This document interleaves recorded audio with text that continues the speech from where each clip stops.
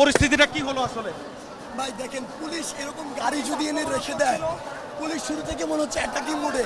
কোনোদিন তো তারা ব্যারিকেড দেয়নি, কোনোদিন তো এসব গাড়ি নিয়ে এসে রাখেনি। 10 দিনে একদিনও ঝামেলা হয়েছে দেখেছিলেন? পুলিশের গাড়ি বা পুলিশকে কেউ স্পর্শ করেছিল? করে নাই। কিন্তু এই কাজগুলো কেন করতে হবে? এগুলো তো স্টুডেন্টদের জন্য উস্কানিমূলক। এই কাজগুলো করার কোনো প্রয়োজন নেই। ঢাকা বিশ্ববিদ্যালয় মানে ঢাকা বিশ্ববিদ্যালয় না, ঢাকা বিশ্ববিদ্যালয় মানে বাংলাদেশ। এই কথাটা কুমিল্লাতে গুলি চালানো হয়েছে, কুমিল্লাতে গুলি চালানো হয়েছে, শাহবাগে মারমুখী আচরণ করেছে। দেখুন, জাহাঙ্গীরনগরে তালা লাগানো হয়েছে, পুলিশ আমাদের মারমুখী ছিল। শিক্ষার্থীরা কিন্তু শান্তিপূর্ণ কর্মসূচি ঘোষণা করেছে, শান্তিপূর্ণভাবে শাহবাগে অবস্থান করতো, কিন্তু তারা আক্রমণাত্মক ট্যাঙ্ক নিয়ে এসেছে, এখানে জল কামান নিয়ে এসেছে। এগুলি কিসের লক্ষণ?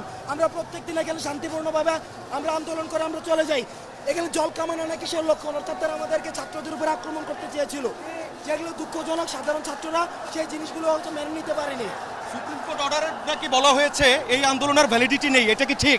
না, সুপ্রিম কোর্ট অর্ডারে দেখুন, আমাদের আন্দোলন হচ্ছে সংস্কারের, আর সুপ্রিম কোর্টের সেটি হচ্ছে বাতিলের। তাহলে সংস্কার, আমরা টকশো সমালোচনা সব জায়গায় বলেছি, আমরা এটি সংস্কার চাই, বাতিল চাই না। 18 পরিপত্র বাতিল করা হয়েছে, সংস্কার করা হয়নি। আমরা নির্বাহী বিভাগ যদি আমাদেরকে সংস্কারের চলে যাবো।